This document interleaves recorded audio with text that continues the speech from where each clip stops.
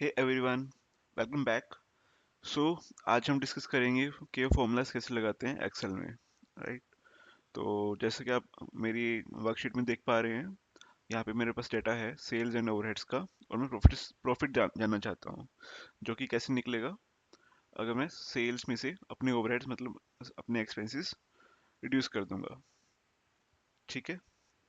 तो पहला तरीका तो क्या है, सीधा सीधा आप देख के बता सकते हैं कि 120 में से 100 गए तो 20 बचे, तो 20 का हमारा प्रॉफिट है। बट मोस्टली एक्सेल जब यूज़ करते हैं तो हमारे पास जो कैलकुलेशंस है बहुत बड़ी होती हैं, तो इतनी सिंपल नहीं होती। तो उन केसेस में हमें फॉर्मूलाज का यूज़ करना पड़ता है। तो एक्सेल हमें प्रोवाइड करता है काफ़ी सारे फीचर्स फॉर्मूलाज में, जिसको हम जानेंगे आज।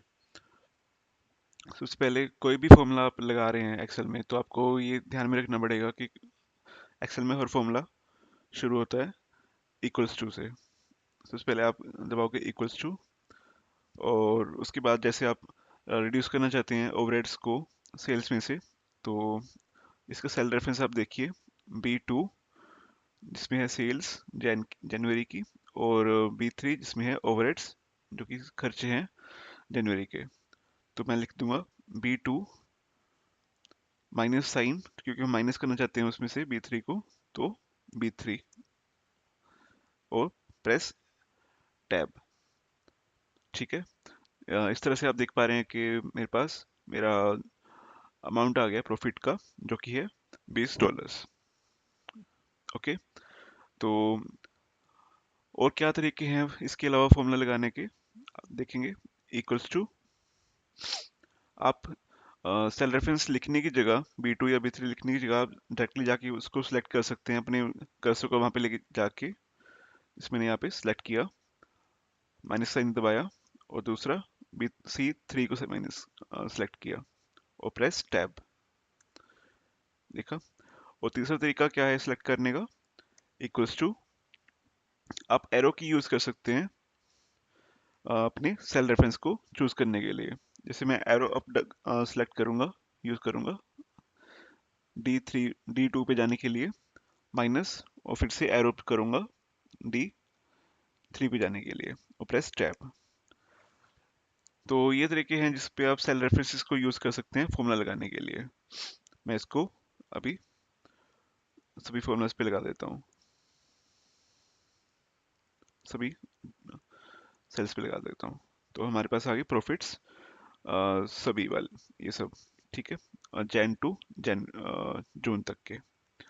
और अब है, देखते हैं कि टोटल कैसे निकालें, right. Total of sale, overheads और प्रॉफिट्स।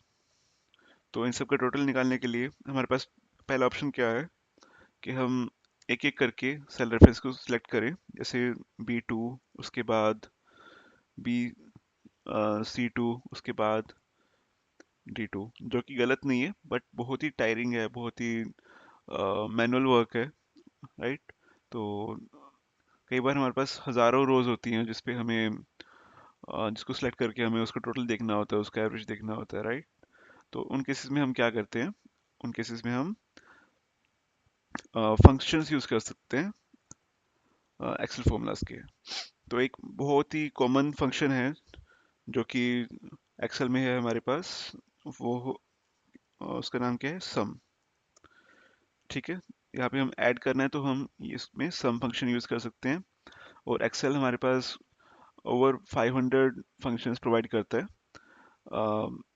हमारे मैथमेटिकल फंक्शंस के लिए, या फिर हमारे डाटा को सॉर्ट सिलेक्ट करने के लिए। तो इसमें हम सम फंक्शन यूज करेंगे क्योंकि हमें इसमें ये सब फिगर्स ऐड करने हैं। तो ये मेरे पास मैंने सम लिख दिया। और सम लिखने के बाद अब जब भी हम कोई फंक्शन इस तरह का यूज करते हैं, तो उसको लिखने के बाद हमें उसका रेफरेंस देना होता है, और रेफरेंस मतलब डिटेल्स देनी होती हैं, और उन डिटेल्स को हम किस में देते हैं, उन डिटेल्स को हम ब्रैकेट्स में देते हैं। ठीक है, तो इसलिए मैंने यहाँ पे ब्रैकेट लिख दिया है सम लिखने के बाद। अब ये पूछा है कौन से नंबर को आप सम करना चाहते हैं। तो या तो मैं एक एक नंबर दूंगा, जैसे B2, उसके बाद C2, बट फिर से ये वही बात हो जाएगी, अगेन सेम चीज़ हो जाएगी जिसमें मैं एक एक बार मैनुअली यूज़ कर रहा हूँ, राइट। और दूसरा तरीका क्या है? दूसरे तरीके में मैं इसको एक सम रेंज दे सकता हूँ। जैसे मैं B2 पे गया, शिफ्ट सेलेक्ट किया और अपना राइट एरो क्लिक किया, right arrow, right arrow, right arrow, और G2 तक मैंने राइट एरो सेलेक्ट किया, राइट। उसके बाद ब्रैकेट क्लोज कर दिया और एंटर कर दिया। तो आप देख सकते हैं मेरे पास क्या नंबर आ रहा है, 1525, जो कि सम है हमारी मेरी सेल्स का। और मैंने इस फॉर्मूला क्या यूज़ किया है, मैंने सम के बाद ब्रैकेट ओपन किए और उसके बाद मैंने रेंज दी है मुझे कहाँ से लेके कहाँ तक ऐड करना है, ठीक है। तो मेरी रेंज क्या थी, B2 से लेके G2 तक। और इसको बताने के लिए मैंने बीच में ये वाला साइन यूज़ किया है, ठीक है। अब मैं स्किप कर रहा हूँ। इसके बाद मैं सेम चीज़ यहाँ पे करके बताता हूँ। सम अभी सिलेक्ट किया पूरी रेंज को, या फिर मैं लिख भी सकता हूँ B3 से लेके G3 तक, ठीक है। और उसके बाद सेम थिंग यहाँ पे।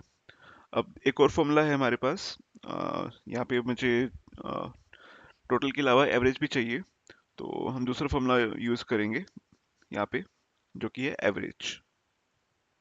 ओके। तो यहाँ पे भी मैं सम रेंज दूंगा, मुझे कहाँ से लेके कहाँ तक की एवरेज चाहिए। मुझे B2 से लेके G2 तक की एवरेज चाहिए और प्रेस एंटर, ठीक है। तो ऐसे हम टोटल के लिए सम और एवरेज के लिए एवरेज फॉर्मूला यूज़ कर सकते हैं, ठीक है। और बाकी सिंपल फंक्शंस क्या होते हैं, हमारे फॉर्मूलाज लगाने के लिए, प्लस नॉर्मल प्लस माइनस के लिए हम क्या क्या यूज़ कर सकते हैं वो देखते हैं।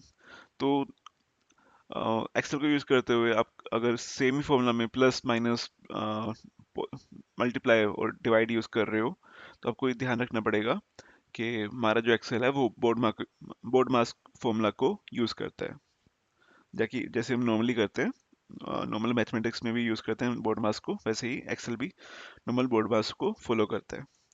अब वो कैसे है, चलो देखते हैं। मान लीजिए मुझे सेल्स, जैन की सेल्स में से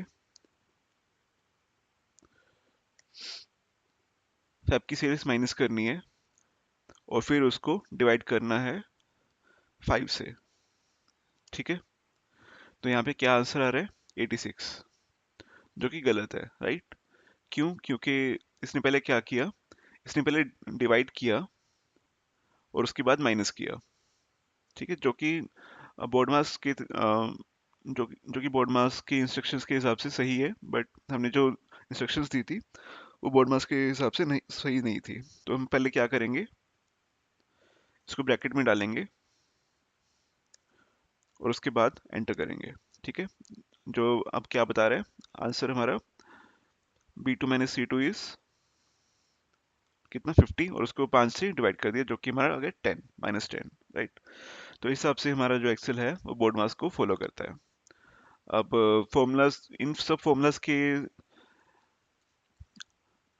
साइंस क्या है, वो ये है। अगर आपको ब्रैकेट डालनी, ब्रैकेट तो आपको बता दिया, ब्रैकेट तो ब्रैकेट ही है। और ये है पावर, बट पावर साइन, ये है मल्टीप्लाई साइन, ये है डिवाइड साइन, और ये तो आपको पता ही है पॉजिटिव और नेगेटिव, मतलब सम एंड सब्ट्रैक्ट साइन, राइट। तो ये सब साइंस हैं जो कि हम एक्सेल में यूज़ करते हैं नॉर्मल सिंपल मैथमेटिकल कैलकुलेशंस करने के लिए। So yes, that was it for this guys for today.